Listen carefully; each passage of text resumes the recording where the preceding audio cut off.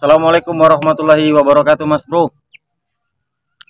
Gimana rekan-rekan semua kabarnya? Mudah-mudahan di kesempatan kali ini rekan-rekan bisa ya dapat beraktivitas dengan seperti hari biasanya dan selalu dalam lindungan Allah Subhanahu wa taala.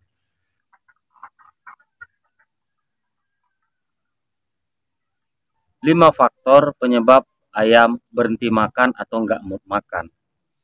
Ya seperti yang tadi saya bilang, yang pertama, yang paling utama adalah ayam sakit. Kenapa ayam sakit, Mas Bro? Ya ayam sakit, jangankan ayam, Mas Bro. Kita saja kalau lagi sakit, ya lidah ini atau bibir ini jadi rasa pahit, terkadang gak mood, pengen makan yang pedes-pedes manis, pedes-pedes asem, tergantung selera ya, Mas Bro. Ya salah satunya itu ayam sakit ada beberapa faktor. Yang pertama diare atau mencret. Terus yang kedua masuk angin. Terus yang ketiga apa dibilang tuh ngorok. Jadi kita kupas saja. Salah satu kita ambil penyakitnya, Mas. Diare atau mencret. Obatnya itu, nah ini penangkalnya, Mas Bro. Obatnya itu sangat gampang. Rekan-rekan ambil daun jambu biji atau jambu klutuk lah, bahasa Koreanya jambu klutuk. Nah, jadi ambillah daun biji kira-kira 3 tangkai, bukan 3 helai ya, 3 tangkai. Ada tangkai mudanya itu ya kan, biasa di ujungnya itu ada, Mas. Nah kemudian rekan-rekan rebus. Nanti sediakan daun, terus air, panci atau kuali, rebuslah ke dalam tempat tersebut menggunakan api, Mas. Jadi direbus, apabila daunnya sudah berubah menjadi coklat kehitam-hitaman, terus airnya sudah berubah seperti air teh, itu dinyatakan sudah siap digunakan. Ya nanti ditambahkan, kalau 1 liter air gunakan gula merah seginilah, sejempol, tapi jangan utuh ya, separuh dari jempol ya. Nah, kemudian ditambahkan gula merah atau gula pasir. Terus faktor yang kedua itu perubahan pola makanan atau makanan tidak sesuai. Apa sih maksudnya makanan tidak sesuai? Ya terkadang kita khususnya para peternak memberi pakan, hari ini pakan basah, nanti pakan kering. Nah, hari ini pakan yang biasa kita kasih, terus kadang kita selingi pakan yang jarang kita kasih. Nah itu bisa berdampak ayam menjadi salah satu faktor males makan, Mas. Nah itu yang kedua. Gimana caranya atau cara mengatasinya dari makanan yang tidak sesuai tadi? Ya salah satunya kita kasih sedikit makanan yang kita berikan kesehariannya. Contohnya kita biasa ngasih pur dicampur pabrikan atau dicampur dengan jagung giling atau dedak. Nah, biasa kita kasih itu ya kan, kita oplos. Kemudian kadang kita sesekali berikan pur sama jagung saja. Nah, jadi kalau ayam tadi mau ngomong sambil makan ya, biasanya kasih makan yang A, Pak, enak. Ini kok yang B. Nah, jadi moodnya ayam itu menjadi kurang selera. Nah, itu salah satu faktor penyebab ayam berhenti makan atau enggak mau makan. Nah, caranya tadi seperti saya bilang, tambahkan sedikit yang kesehariannya. Kita oplos lah, oplos sedikit, terus kita aduk. Itu cara mengatasinya makanan yang tidak sesuai. Itu faktor yang kedua ya, Mas Bro ya. Sebentar Mas Bro, lagi azan. Nanti kita sambung lagi ya.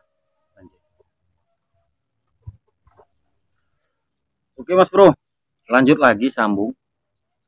Tadi batas mana? Yang kedua ya kan? Yang pertama tadi ayam sakit, disebabkan dari ayam sakit. Terus yang kedua tadi pola pemberian makan yang tidak sesuai. Terus yang ketiga, ini yang perlu diperhatikan. Ya sebetulnya sih semua diperhatikan ya kan. Tapi yang nomor 3 ini yang sangat diperhatikan. Ya salah satunya itu adalah waktu. Waktu pemberian pakan pada ternak kita. Ya biasanya itu rekan-rekan pemberian pakannya itu ada yang 1 kali dalam sehari, ada yang 2 kali dalam sehari, bahkan ada yang 3, pagi, siang, atau pagi, sore, malam. Tapi saya biasa pemberian pakan pada ternak kita atau ayam kita, saya gunakan sehari 2 kali. Kenapa? Ya kalau saya gunakan waktu sehari 2 kali itu sangat akurat bagi saya ya kan. Mungkin kalau rekan-rekan ya mungkin bisa jadi 1 kali bahkan lebih dari saya, bahkan ada 3 kali. Jadi waktu yang pas pemberian pakan itu dimulai usahakan jam 9 atau jam 10 pagi mas. Kenapa? Baik ikan atau ayam, kalau makannya terlalu pagi, rasa seleranya itu akan kurang. Karena kenapa? Matahari apabila belum keluar, itu belum maksimal nafsu ayam untuk makan. Makanya saya gunakan itu jam 9, kalau enggak jam 10 apabila udah panas yang lumayan. Nah itu nafsu kita akan bertambah. Atau nafsu ternak kita akan memuncak. Lapar, perutnya kosong. Ya kita saja kalau sarapan pagi itu jam 9, jam 8, itu jam 9 pun agak telat ya kan. Jadi usahakan itu paginya itu jam 9 sampai jam 10. Itu udah maksimal. Terus waktu kapan lagi? Waktunya sore. Kita pemberian pakan itu sore, usahakan jam 5 sore. Karena proses pencernaan di dalam perutnya ayam itu memerlukan waktu 6 sampai 8 jam proses pencernaan di dalam perut ayam. Jadi kalau kita berikan waktunya jam 9 atau jam 10, maka 6 jamnya itu jam 3 atau jam 4. Jadi proses pencernaan ayam itu saya ulangi lagi, dia 6 jam sampai 8 jam itu udah kosong lagi mas, siap bekerja lagi. Makanya kita kasih jam 9 atau jam 9 pagi atau jam 5 sore atau jam 4 sore. Itu udah paling akurat. Kemudian yang keempat ya kan kalau nggak salah. Yang keempat, faktor yang mempengaruhi ternak kita malas makan atau mogok makan. Yang keempat ini akibat dari kandang kita kotor atau kurangnya masuk sirkulasi udara bahkan cahaya matahari. Gimana caranya atau mengatasinya mas bro? Caranya mengatasinya itu sangat gampang. Ya kalau kotor rekan mungkin sudah tahu ya kan, berarti harus dibersihkan, hindari dari kelembaban kandang. Cara mengatasinya, karena kenapa bisa menimbulkan amoniak di dalam kandang, terus dapat menimbulkan penyakit pada ayam kita. Contohnya kalau kandang kita lembab, ayam menjadi lumpuh, ayam menjadi ngorok, bahkan ayam menjadi cacingan. Pokoknya banyak kerugian mas. Kemudian kurangnya masuk sinar matahari. Itu sinar matahari itu sangat penting mas, sangat penting. Baik perikanan, peternakan, atau lain sebagainya. Karena di situ ada beberapa terdapat vitamin. Dan juga biasanya saya kandang itu langsung saya menggunakan alasnya itu atau liternya. Liter itu kalau bahasa ternak itu lantai, itu langsung ke tanah mas. Kenapa langsung ke tanah? Jadi kecuali panggung, saya nggak sistem panggung ya mas bro. Ya karena kenapa kurang akurat bagi saya pribadi. Saya langsung ke tanah. Karena kenapa kalau ke tanah ditambah dengan masuknya matahari, terus sirkulasi udara keluar masuk itu sangat akurat, dijamin ayam rekan pada sehat. Karena kenapa? Di dalam lantai, di dalam kandang, apabila liternya atau lantainya langsung ke tanah, di situ banyak plankton yang dapat kita keluarkan atau kita timbulkan dari lantainya menggunakan tanah. Contohnya seperti video saya yang telah lalu, saya ambil tai sapi, saya tambahkan rumput, kemudian saya aduk, saya letakkan di kandang saya, khususnya anak ayam yang usia baru netes sampai 1,5 bulan. Itu tanpa saya beri pakan, Mas. Saya langsung saja begitu netes, langsung saya taruh anak bersama indukannya. Ini sedikit cerita ya. Anak bersama indukannya saya letakkan ke dalam kandang yang liternya atau lantainya langsung ke tanah. Pakannya itu saya nggak menggunakan pakan pabrikan. Saya menggunakan dari tai sapi atau kotoran sapi yang masih basah. Kemudian saya oplos dengan rumput-rumput. Saya aduk. Kemudian saya tebarkan di dalam lantainya atau dalam kandangnya. Kemudian si induk akan mengeruk atau mengais tanah tersebut. Nah, disitulah nanti terdapat makanan protein alami,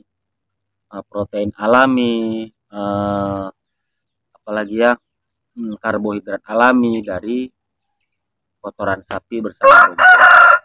Jadi kan nggak logika, Pak Bro, masa tai sapi sama rumput bisa menimbulkan protein alami? Impossible. Begini, Mas. Kita itu beternak, memahami ternak kita. Contoh kita ternak ayam. Kita pahami cara kerjanya ayam. Pernah rekan-rekan lihat induk ayam membawa segerombolan anak ayam, terus menjumpai atau ketemu dengan kotoran sapi, terus si induk mulai mengais-ngais kotoran sapi. Itu apa yang dilakukan sama induk?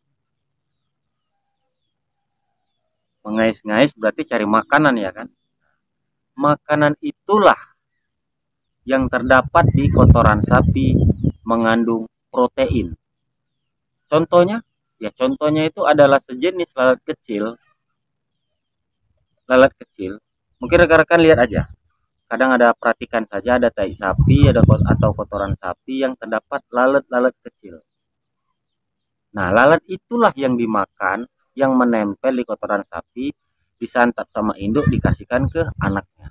Itulah protein alaminya.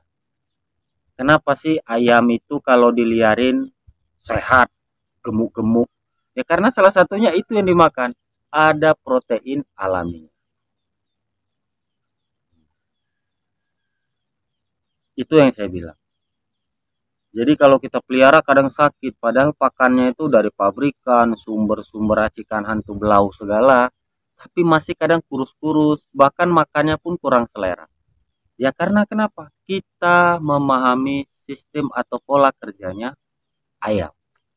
Makanya ayam kampung yang dilihat-lihat itu sehat, Mas Bro. Karena kenapa? Dia mencari serangga, cacing, dan juga bahan protein lainnya, salah satunya di kotoran sapi tersebut. Itulah karena bisa sehat. Jadi kita kembali ke faktor berikutnya, faktor yang ke-5, yang paling terakhir. Salah satunya itu yang terakhir, ini mungkin jarang lah, tidak di semua rekan-rekan semua yang 5 faktor yang nomor 5 ini ya Mas Bro. Yang terakhir itu gangguan dari hewan buas. Hewan buas itu bagi ayam ya kan, bukan bagi kita.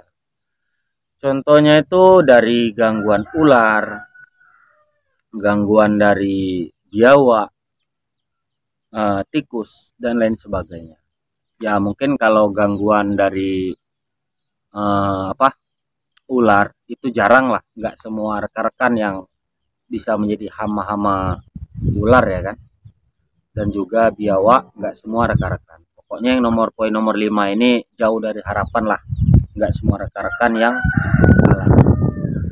contohnya kalau dia dari gangguan ular, mungkin dipasang bambu yang berdiri yang sudah dipotong-potong. Cara mengatasinya buat dia sampai 3 meter tingginya. Kalau biawak pun begitu juga, dikasih jaring. Kalau masih jaring bisa jebol, kasih kawat. Nah, itu cara mengatasi. Kalau ular tikus itu sangat gampang sebetulnya. Sering diasepin aja Mas Bro. Itu sih tikus nggak mau. Caranya gimana diasepin? Ya nanti Pak Bro habis banyak kayu untuk mengasapinya. Nah, bukannya pakai kayu mas bro. Rekan-rekan pergi ke pasar atau ke warung-warung, biasanya di situ terdapat batok kelapa. Nah, caranya gimana? Ambil rice cooker yang aluminiumnya itu tidak dipakai lagi atau tidak digunakan. Kemudian kalau enggak pakai kuali. Kuali yang tidak digunakan, kuali-kuali bocor lah. Nah, ambillah batok kelapa tadi satu atau dua, diletakkanlah di tempat rice cooker tadi atau kuali. Nah, nanti di situ dibakar, kemudian jadi bara. Nah, baranya itu yang sudah jadi, ambil batok berikutnya ditaruh aja di atas bara tadi. Nah, nanti di situ akan mengeluarkan asap. Itu tahan sampai 1 jam, Mas Bro. Itu pokoknya sering-sering mengadakan pengasapan. Itu cara mengatasi tikus ya kan. Ya, itu saja Mas Bro. Faktor-faktornya dan cara mengatasinya. Mudah-mudahan rekan-rekan menjadi peternak yang handal, yang berhasil dunia dan akhirat, dan sukses. Satu pesan saya Mas Bro, kalau bukan kita, siapa lagi? Kalau kita cuman tidur aja, rezeki itu nggak akan datang. Kita harus bangkit. Ya, pesan saya itu aja. Tetap semangat, terus belajar dan mencari ilmu. Bersama saya Ampera Fishing. Tetap semangat. Wassalamualaikum warahmatullahi wabarakatuh. Dadah.